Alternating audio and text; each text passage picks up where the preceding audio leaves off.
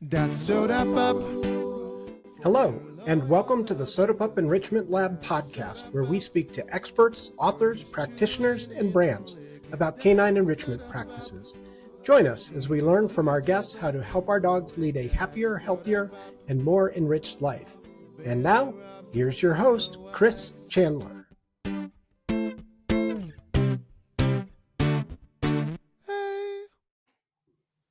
Hi, and welcome back to the Soda Pup Enrichment Lab podcast.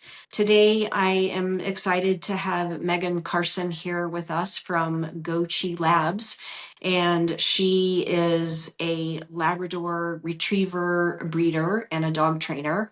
And I'm going to let her do a more lengthy introduction for herself, but really interested in having her here today to talk with me about puppy culture, which is a way of enriching puppies from the get-go, like as I understand it, pretty much from when they are born.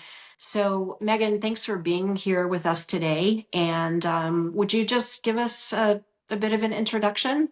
Yeah, so my family's been breeding Labradors since 2012 in Northern Illinois. And when I graduated from college a few years ago, I took it over and I wanted to just dig deeper into what we had already been doing. So I went to the Karen Pryor Academy. It was a 6-month program. And sorry, what was the academy? The Karen Pryor Dog Training Academy. Oh, okay, Karen Pryor. Okay. So it's all about positive reinforcement dog training. The Labrador world is full of shot collars and all sorts of things like that. And so I wanted to learn about alternative approaches to raising hunting dogs.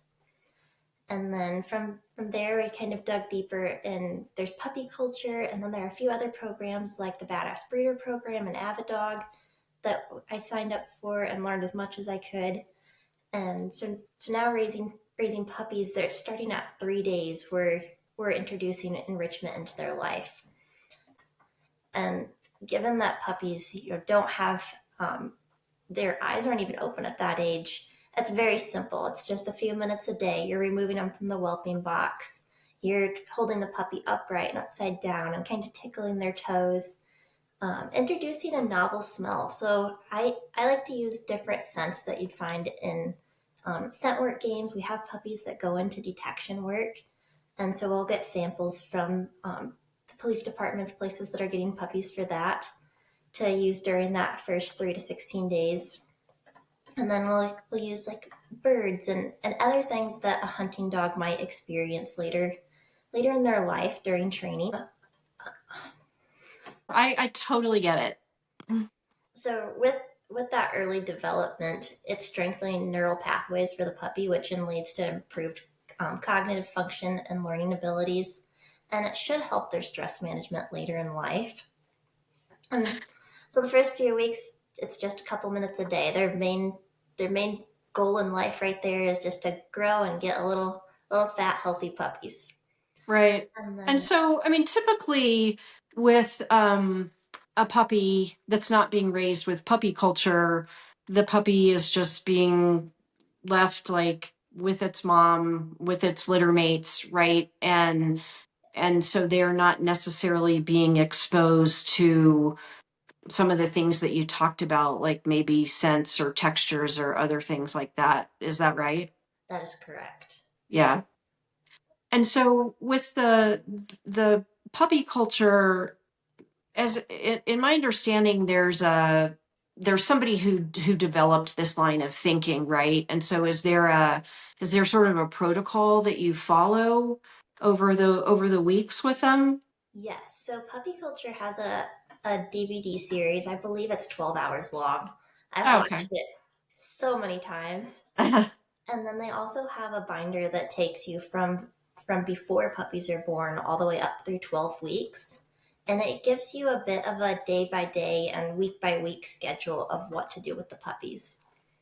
And one important part of puppy culture, it's not so much comparing like, oh, well, this breeder they have all their puppies sitting at 6 weeks old and this breeder doesn't. Every litter develops differently. So even in my own litters, I had full siblings born a year apart. And the one litter was 6 puppies, and these guys were probably a week and a half behind my normal schedule. By the time they went home, like they were potty trained, crate trained, but they just weren't working through everything quite as fast as normal. And Huh. then mom comes around, has the next litter, 10 puppies, and these guys are jumping out of their playpen at 6 weeks old already, which normally is like an 8, 9 week old activity. So there's a big difference from litter to litter. And I feel like that's important to mention that the timeline has to be adjusted a bit based on the puppy that's in front of you. Right. So it sounds like with puppy culture, you have a sequence of events and of or enrichment things that you're providing, and what's more important is maybe offering it in the sequence, but not necessarily. Whereas some puppy you might offer it in week 3, another puppy might not be ready until week 4 or Yes. week 5. So the average litter is going to open their eyes around 2 weeks old, and at that point, you immediately want to have a litter box in there. And most puppies by 4 or 5 weeks old, they have it figured out that, I play over here, I sleep over here, and I potty over there on the turf or pellets or whatever the breeder's using for that litter box. And other litters might catch on to that faster than others, but it's just introducing the steps so the puppies have the opportunity to learn and develop. And so what are like, I guess generally in terms of puppy culture, what is the general um path in terms of what you're trying to introduce and when? So the overall goal of puppy culture is to create a well-rounded puppy, and the main part of it is socialization. So doing the early neurological stimulation, the early scent introduction, that is setting them up for better success just overall.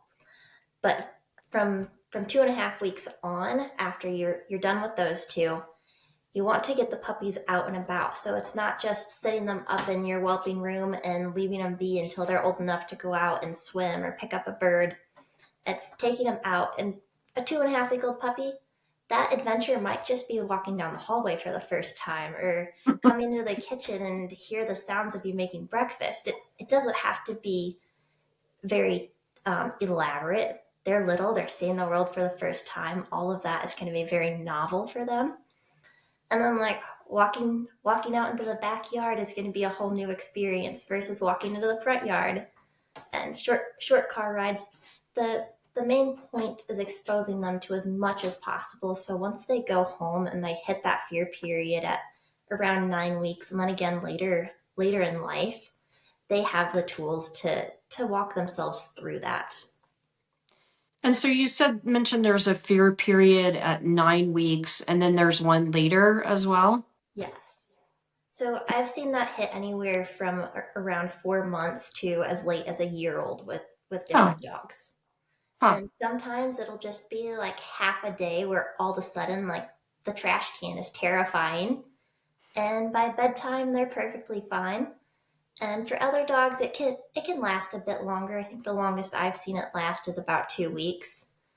And it's just providing as much positive experiences as you can. So that's when we're pulling out the licky mats and the slow feeders, and we're just making sure that everything is very fun. If I have to vacuum, they're going to go in their crate, they're going to get something good to eat, and it will address everything with as much positive enrichment items as we can. Right. And so you are doing things around them, it sounds like, in terms of scent and noise and smells and, well, I scent. So are the things that you're trying to expose them to, do they fall into certain categories? And categories in what regard? Well, so I just was thinking, so you mentioned scent or smell, noise like the vacuum, or maybe just, people coming in and out or doors closing or accidentally slamming, textures. So, So are there other sort of broad categories of things that you're trying to expose them to?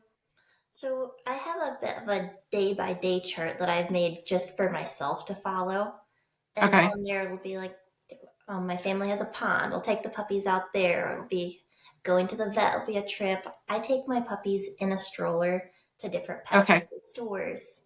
They might go to a park or in all different environments. So I'm trying to expose them to as many different things as possible. And then, especially during that 7th week, then we'll follow the rules of 7. So every single day, they're eating out of a different type of bowl. They're hearing a new scent. They're going to a new room. And I try to do that basically from 3 weeks on. That's when the puppies can really start moving around, and it's cute little puppy waddling more at that stage where they're almost tripping over their own feet. But at that age on, it's every day. I might run the vacuum, and then if anybody's bothered by it, the next time I pull it out, I might run it a little quieter, further away from them, and then Right. slowly work my way up to where it's on the high speed setting, and it drives me crazy. And so you told me when we were talking before we started recording that you have just welcomed a litter of 13, Yes. and they're how old, 3 weeks old now? They are a week and a half old. The first They're a puppy week and a just half. opened an eye this morning. And so, like, I mean, I, I, it still seems super busy if you were trying to do all of these things that you mentioned with 3, 5, 6 puppies, but with 13, how do you do that? That is where I have to rely on my support system. So my husband is very involved with the dogs. So when I have puppies, he's not so much a puppy person. He likes the cute, cuddly part, watch a movie with them, not so much into the training. So he'll pick up more with the adult dogs, taking them out for their morning exercise, feeding them, preparing their enrichment for the day. He'll pick up more on that so I have time to take care of the puppies. It's especially helpful for the first 2 weeks. Like this litter, they came a few days early. And so part of that adjusting the schedule with them coming a few days early, we won't start ENS and ESI until 3 days after their due date, just to make sure that Okay. we're not adding undue stress. So Right. they're about a week into their ENS and ESI instead of a week and a half. What are both of those things that you just mentioned? The early scent introduction and the early neurological stimulation. Okay. So they're And so can you give some examples of those kinds of things that you're doing with them? Yeah, so right now what the puppies are doing, today's scent was a deer antler. Oh, And so every puppy in the litter gets to smell that just for about 5 seconds. And I'll go into the whelping box while they're all sound asleep and hold it in front of their nose. And some of the litter will be completely neutral. They'll just sleep through it, but they're still getting the scent. And then others, you'll see them start squirming around and get all excited. And those are things that we start noting early on. So if the puppy gets really excited, yesterday I did pheasant scent. The puppies that got really excited about that, I will note that. So when we do temperament testing in a few weeks and start assigning puppies to families, those puppies will be a higher pick on my list for hunting dogs than the okay. puppies that were neutral. And Wow. that's, So these things that you're doing with them can start to give you information about them quite early, yes. like much Now, earlier than I would have thought. I don't I won't place 100% weight on what I'm seeing right now. I still want to see what they look like at 7 weeks before making my final picks. But it's just more information that I know about that puppy to take into consideration on making sure it goes to a home where it's going to have a good, fulfilling life. So what other kinds of things during this period, I mean, the whole period that you have them, will you start noting and noticing about them that will tell you things about their temperament and tell you things about where they might be best suited in terms of a family? So the next thing that I'll probably notice with this litter is middle of next week, they're going to start the weaning process. Normally I would wait until they're a bit older, but 13 puppies with a smaller dam, I'll start weaning them as soon as they're showing signs of being willing to lap up some goat's milk. And during that process, there will always be one or two puppies that handle it a bit better and one or two that are a bit more vocal. And that's not 100% an indicator of what adult temperament will be like, but it is a good idea for me to keep an eye I on think that and know which we just puppies will need froze. a Hang little on a bit second. more support from me during that time. So during the weaning process, there will be a few puppies that will handle it much better than others and a few that struggle through it a little more, which is totally understandable. They love their mom, they love milk, and not everybody likes change. And so I will note that just to know which puppies need a little extra attention from me and maybe a little bit more help figuring things out. And that's something I'll keep in mind just as just a small side piece when I go to make puppy placements down the road. Maybe the puppies that struggled a bit more, I wouldn't place in a working home quite as quickly based on just that one piece. I'd have to take the whole puppy into account, but just on that one piece, I probably wouldn't place that puppy in a working home because it didn't handle the stress quite as well. Mm-hmm. And then those puppies that were just jumped right on over to it, did not care, those puppies would be pushing themselves up higher on my service and therapy dog list. Right. The next indicator would be we'll do barrier challenges. And for a little puppy that's only 3 or 4 pounds at this point, it could be something as small as rolling up a bath towel or a pool noodle. And they have to climb over that to get to their bowl of food. Some puppies are going to just bulldoze their way right through that. Those are usually the puppies that might be a slightly bit of a challenge for a new puppy owner, first-time dog owner. Those puppies make really good detection dogs, hunting dogs, but just one more piece of the puzzle. And then there'll be a puppy that might struggle a little bit more with it, want to give up before some of the others do with making it over. And then we make it easier. Instead of a bath towel, I might just switch it out to a hand towel for him or unroll it halfway so he is set up for success. Yeah. And we'll repeat that exercise with several different barriers. And it might just be a one-time struggle. And if it is, I won't take that as too much weight. But if it's a consistent struggle, then that puppy would end up more as a pet prospect than, say, a working dog, just due to the problem-solving skills. Right. Got it. And then they also learn, before 4 weeks, they're learning how to take a treat properly from me. And then rolling into 5. When you say a treat properly, can you expand on what that means for you? Yes. So puppies naturally want to suckle like they're getting food from mom. Got it. And before their teeth come in, I have the opportunity to teach them not to suckle and not to bite for their food and just take it properly from my hand like I'd like an adult dog to. And so usually that's licking because they're small. They don't have those fine motor skills yet. But it really helps during that 6 and 7 week stage when they've turned into these little biting machines. They have that foundation of how they're supposed to take a treat from me. Now, granted, they're still puppies. They're going to make plenty of mistakes and grab a treat a little harder than I would like, but yeah, it does help them. Yeah. And so how do you actually teach that to a puppy? For a puppy, it's just continuing to provide treats, and they will eventually just figure it out on their own. I don't feel like I do too much right there. That's all on the puppy. Got it. And so you're just like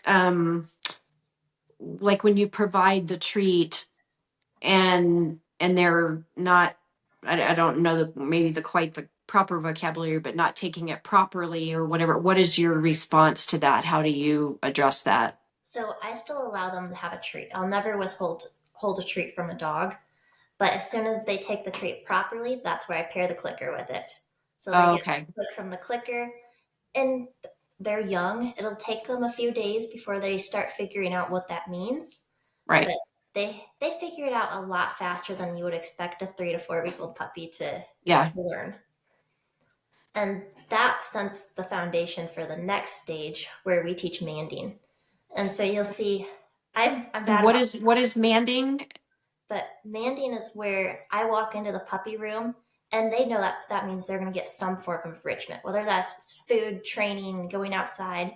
Most puppies go wild and they're trying to climb over the gates and they're barking and jumping. And my whole litter sits down and they look at me. Now, granted, they're not going to do that for, several minutes on end, but their initial response is to sit down, look at me, and wait and see what they're going to do next. And so how have you taught them that that's the response that you want?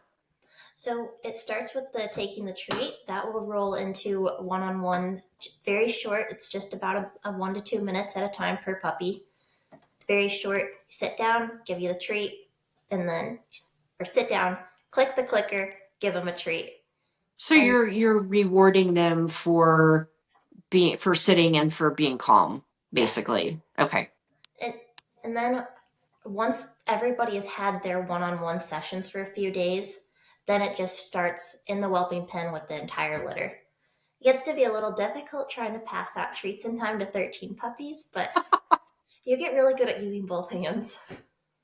Well, I saw a couple pictures on your website, and I think there are two pictures, and I think there's a picture of some black labs and a picture then of some yellow labs. And in particular, that line of yellow labs, there are a lot of puppies there. How many? Do you know? That was another litter of 13. Yeah, and they're not that old. How old? Do you remember how old they were? I believe that litter was right at 7 weeks. Yeah, so they are all sitting there. I think they're in one long line, if I remember correctly. And they are all sitting there and they are all looking in the same direction. And I just thought, wow, how did you manage that? Now I know. That is my favorite picture to take. And I've been accused on social media so many times of photoshopping it together that I've started, at least when I remember to, I've started to just take a 15-second video to post online, and you can see the whole litter is just sitting there. And eventually one's going to pop up. It's, they don't have that long of an attention span. They're 7 weeks old. But the whole litter is sitting there just patiently waiting to have a treat, and also looking at me like I'm crazy because I'm standing there clapping my hands and jumping up and down because I want them all to look. Well, that's really, it's amazing to see the photo, and it's got to be even more amazing to see the video of them actually sitting there for 10 or 15 seconds. That's really great. So you move then from that to what's the next step? So the next step, this is where I can switch it up a little bit from litter to litter. But I'll start with crate training at 3 weeks. Once they've had the very basics of potty training, they're starting to move around the litter box or the whelping box a little bit. At that point, I will put in these small, like 18-inch wire crates for the puppies, and they have orthopedic beds in them. They'll start getting used to a crate. And so once they have the understanding of manding, that is my indicator that I can start putting the puppies in their own individual crates and shutting the door. And they'll have some sort of enrichment item in there. It could be a bully stick, it could be a bone marrow bone, like a frozen turkey neck. I like to use, I think the little flower pot toys, I have like 40 of those. And my freezer's always full. Oh, wow. I have way too many. I have an entire deep freezer just for the dog enrichment stuff. But the puppies will get that in their crate every single day, starting at around 5-ish weeks. Based on the indicators the litter is giving me on how they caught on to manding and showing me that they're ready to settle down and learn, they'll start going into their crate, and I'll shut the door. At first, it's very short. Their bladder isn't fully developed. I'm not wanting to stress them out. I just want to create a very short, sweet introduction that a crate is a safe space. So it might be 5 minutes that they're in there. As soon as that enrichment is gone and they perk up and look at me, I'll pull them out, take them outside, and we'll move on to the next project. And we'll slowly build that up to where by the time they go home, they're comfortable in their crate for 4-hour increments. It's amazing. That makes it a lot easier when you bring home your 8-week-old puppy. They're usually sleeping for 4 hours. They'll wake up around 2 o'clock-ish then, have to go out and go potty, and they're comfortable going right back into that crate because they already have that conditioned emotional response that their crate is good. It's okay to sleep in here, and they're happy in it. Yeah, that's great. And then is there a step after the crate training? So the crate training is the biggest one. For around 6 weeks, I will move from using the litter box in my house, assuming the weather is allowing it. If it's freezing cold outside, then I have to delay this further. But if the weather allows it, I will start taking away that litter box during the day, and the puppies figure out to either ring the bells. Depends on the puppy. They all have their own preference. Some will ring the bell, and some will sit where the litter box was and start barking. And I'm taking them outside during the day, and so they already have a really good handle on the potty training aspect. Wow, that's amazing. And then there are other things that I'll add in there. Like we'll do some sessions on resource guarding. So I'll give them whatever each puppy's favorite toy is. It's usually some sort of raw meat enrichment. Whatever their favorite toy is, I will give that to them and start petting up and down their back. I'll gently tug on their ears and tail and rub my hand on their belly.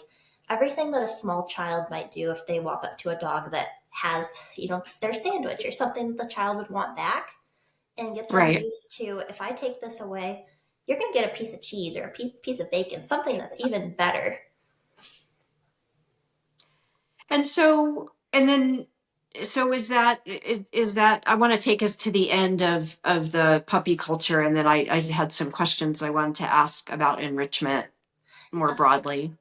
So that pretty much wraps up what I do. There's the socialization aspect that is really heavy during those last 2 weeks where they're going out and about in public. But that's swimming, but that's all very litter dependent on what the weather is allowing us to get out and about Right. and do. Right. So in terms of food enrichment, and you mentioned a couple things like bully sticks and honey pots, and I'm guessing, are the honey pots, you have things frozen in them? Yes. Yeah. So I'm just curious what kinds of food enrichment you use with the puppies. So we feed about a 50% raw diet and a 50% holistic kibble. And sometimes I'll keep it super simple. I'll just soak their kibble, put it in the freezer, and it's good to go. Doesn't take too much time to give that to 13 puppies and a handful of dogs. And then other times I'll get a bit more creative and I'll pull out I buy pre-made raw food, and so they get a variety of turkey, chicken, beef, beaver, and then some different fish products. And then if we do some hunting, then they'll get venison and things like that added in as well. So they'll get their balanced pre-made raw in there. They'll get raw eggs, some raw goat's milk, and then I give some daily vitamins, so those will go in there as well. For the puppies in particular, I try to keep it very simple with them to avoid any upset stomachs. So I usually do raw beef, raw turkey, and then their soaked kibble, and just rotate through those depending on how much time I have. And it sounds like from what you were saying earlier, then you offer those in a variety of things like slow feeder bowls, things like the honey pot or the flower pot, lick mats, just to give them the familiarity with different things. So I'll use, I think the Honeycomb slow feeder is probably my favorite one to use for the litter, because I can have 3 or 4 puppies that are running around that, and they'll have their own individual little spot that they can focus on. Uh-huh. So I'll use the bigger licky mats that they couldn't possibly finish on their own for Right. their group projects.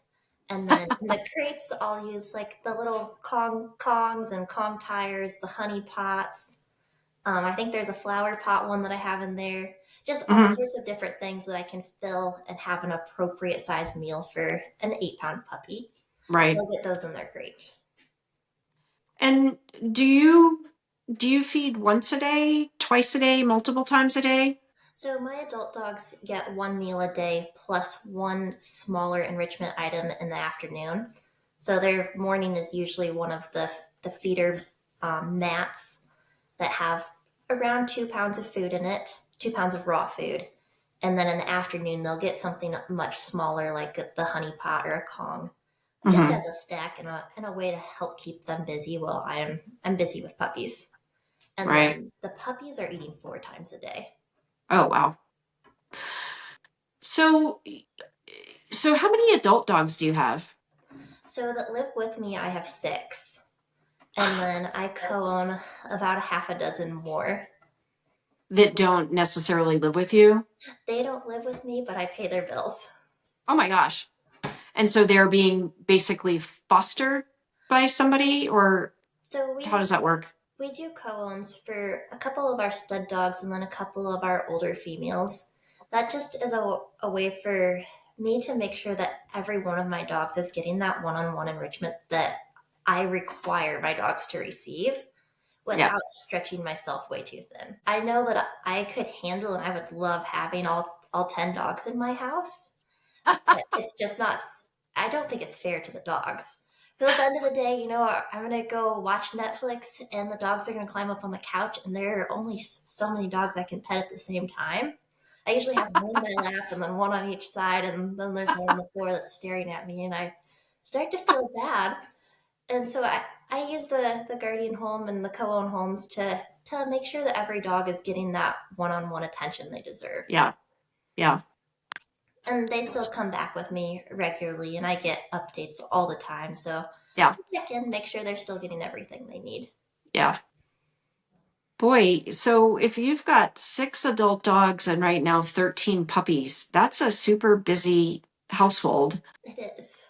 And then until, as you were telling me when we were talking before we started recording earlier, you also had, besides this full-time job, you had another full-time job. Yes. And was that full-time job, were you working that from home, or were you working, were you going off away from home to do that? I've worked from home for the past 2 years. Okay. And so there was a year where I worked in the office and I raised 1 litter of 4 puppies while I did that with the help of my parents. But in the office just was not feasible. So I switched to working from home, and now I'm transitioning to just doing the dogs full time because I was running out of time to sleep. Yeah. Well, I won't let my job suffer, and I won't let my dogs suffer from anything sure. else. So Yeah. I was the one that was suffering in the end. Yeah. That's a lot. How many litters do you typically have a year? And will that change if now that you're going to be raising full time and breeding full time? So I'm sure that I have 6-year-old twin sisters that just live 10 minutes away. So I'm sure they're going to try to fill up a lot of my time. And I love having them around. So I'll probably start doing some sort of sport with them to take up a little bit of time out of my day, get me out of the house away from dogs. But the number of litters really varies from year to year. Sometimes I'll just have 1 or 2 litters. Other years I might have 5, sometimes even 6. It depends on each individual female. I work closely with a reproductive specialist on deciding when to breed my females, if they should have another litter, if they need to be bred back to back, or if I need to skip a heat cycle and breed again. And I try to keep the numbers down closer to the 2 to 3 litters a year. However, if I have a female that is close to retirement age, I don't breed dogs past the age of around 6. And I really don't like breeding dogs that are only 2. I'll do it on occasion if I feel like if they have short heat cycles, for example, where they're going into heat every 4 months or so. Based on the reproductive specialists I work with, it's healthier for them to be bred at that 2.5 year mark. But most of the time I'm waiting until the dogs are around 3.5. Even the litter I have right now, the mom's going to be 4 next week, and it's her first. I like to wait as long as possible.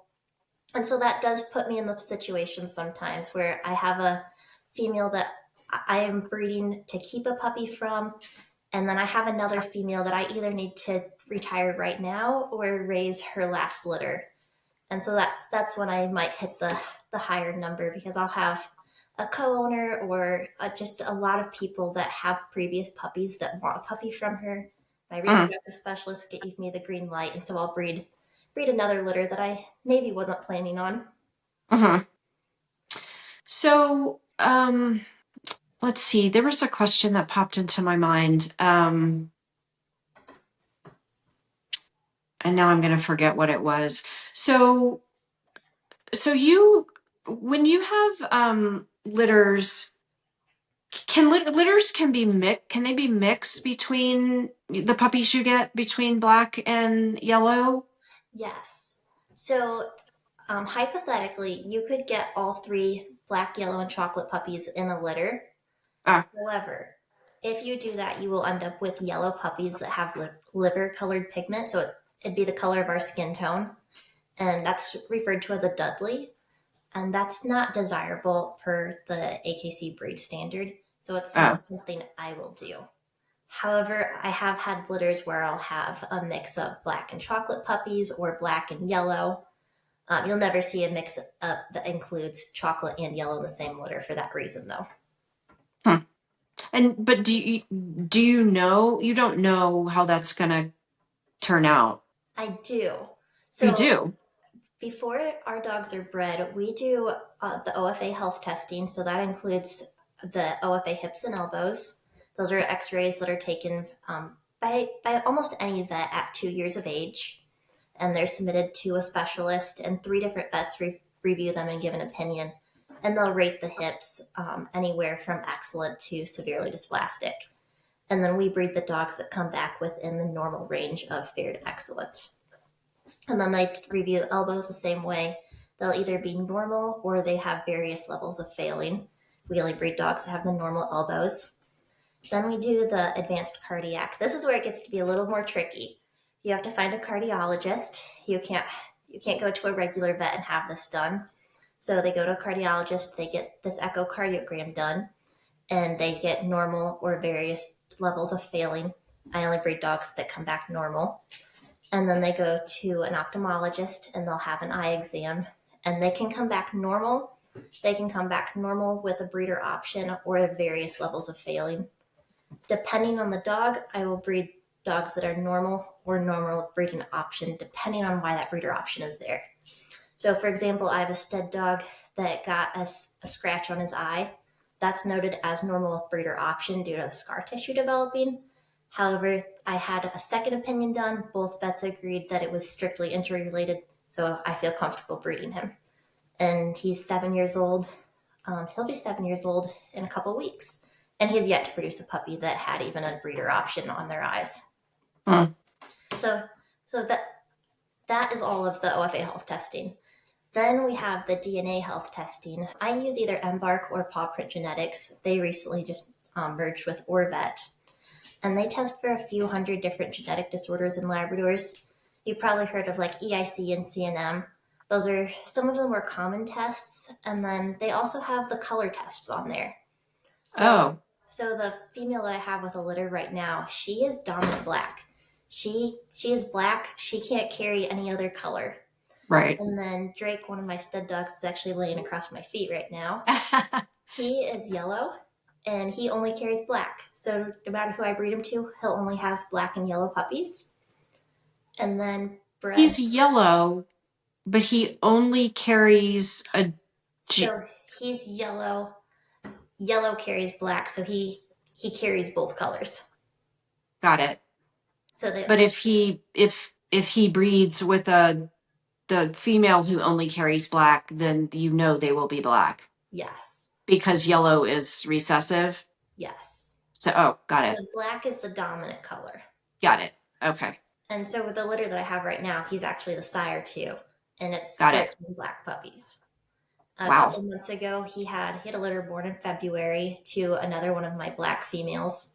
She is black and carries yellow. And so we had a half black, half yellow litter. And Interesting. I knew statistically it would be about a 50-50 split. Usually, it's just random what you end up with. And we ended up with a perfect 50-50 split of 5 black and 5 yellow. Wow. Well, this is so interesting. There's a lot of this I had no idea. Another example of that would be in January, I retired a chocolate female. And being chocolate, I automatically know that she can produce black puppies, regardless of what other colors she carries. She can always produce black and chocolate. And on that DNA test, I find out she can also produce yellow. So part of being responsible and not producing the Dudley color, which is the yellow with the pale nose, is if I were to breed her and I wanted a yellow puppy, I could only breed her to a dog like Drake that is yellow, carries black. He can't carry chocolate. Got it. Or I for all of her litters, I actually bred her to my chocolate male, and so all puppies are chocolate, and I didn't have to worry about that though. Right. Huh. Well, that's really interesting. So, are there things that you would like for people to know just in general about enrichment, either with puppies or just with dogs in general? In general, for enrichment, I think that people need to expect more from breeders. I see so many puppies. I was just talking to someone today, and their puppies are raised on a concrete floor, and the bedding is some sawdust shavings. And their puppy buyers, they have years of puppy buyers being very happy and pleased with the dogs they're producing. Their genetics are solid, but being raised in that environment, the dogs could be capable of so much more. At least it can Yeah. make the early transition to their new home so much easier. Yeah. And so I guess my takeaway from this would be puppy buyers should be asking their breeder, like, what are you doing with the puppies? It doesn't have to be puppy culture, but just do something with them. Right. Well, I mean, I'm really have been really informed by this conversation, because if I were somebody who was thinking of buying a puppy from a breeder, I wouldn't really necessarily know what to be looking for or what to be asking. And I feel like just in the time that we've spent, I've learned so much, and that our listeners will learn so much about, exactly what those considerations are and what the questions should be. The biggest form of enrichment that I would tell people to look for is make sure they're doing the early potty training, the early crate training. Those will make your first few weeks with a new puppy so much easier. Well, and noted, as I shared with Megan before we started recording, we adopted a puppy in late November, and she was 6 months old. 6 months old. She was a rescue, but we understood that she was crate trained and house trained, and the house training, not solid, maybe a little, and the crate training, no. I mean, she might have been like crate trained for sleeping at night, but it really made the transition for all of us difficult to not have that. But I would say more than that, to not really know. And perhaps it was a it was not good communication about, when I say, is this dog crate trained, I'm thinking I have this certain expectation about what that means. And they, I mean, I think they thought she was crate trained, but she was only crate trained for night. So anyway, so I think those are all, again, really important questions, and just to know what you can expect when you're bringing a puppy home, and also to know then how to continue good maintenance of those skills for your puppy. Absolutely. And Yeah. Puppy Culture came out, I believe it was during COVID, with a series specifically for new puppy owners. And your breeder didn't have to use Puppy Culture for this to be helpful. And I would recommend that everybody with a new puppy, whether your breeder used enrichment or not, at least looks into the program. It's very beneficial. That's great. And so there's a series of a series of either DVDs, or I guess at this point, can you purchase it to stream it, or how do you access that? Maybe you'll send me that information and I'll put it in the show notes. Yeah, I will send you a link to it. I think you can stream it online or buy DVDs. I have the DVDs. I'm old fashioned. Okay. Yeah. I'm not sure many people have DVD players anymore. I don't, but, okay. So last question for you, and I'm just kind of springing this one on you, so don't panic. But if you were a dog, and this can be aspirational or like how you really think you are, if you were going to be a dog, what kind of dog would you be, or what kind of dog are you? Oh, I would probably be like a really nervy Belgian Malinois. Oh, you would. And is that aspirational? Like, are you not a Malinois, or are you like a Malinois? I feel like I'm a little bit all over the place and slightly reactive all at the same time. I love that. Well, Meghan, I really appreciate you being here today. I have learned a lot. I've really enjoyed our conversation, and I know our listeners will learn a lot. I will include for our listeners and viewers Meghan's socials in our show notes, and then I will also include links to the puppy culture information so that anybody who wants to learn about that can learn about it.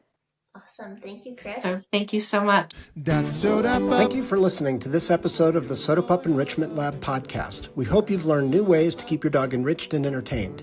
You can find more information about our guest and how to contact us in this episode's show notes. You can find this podcast wherever you get your podcasts. You can also view it on the Soda Pup Enrichment Lab YouTube channel and on our website at sodapup.com. If you enjoyed this episode, you can help us by subscribing, by recommending the podcast to others, and by leaving a review. Thanks. We'll see you next time.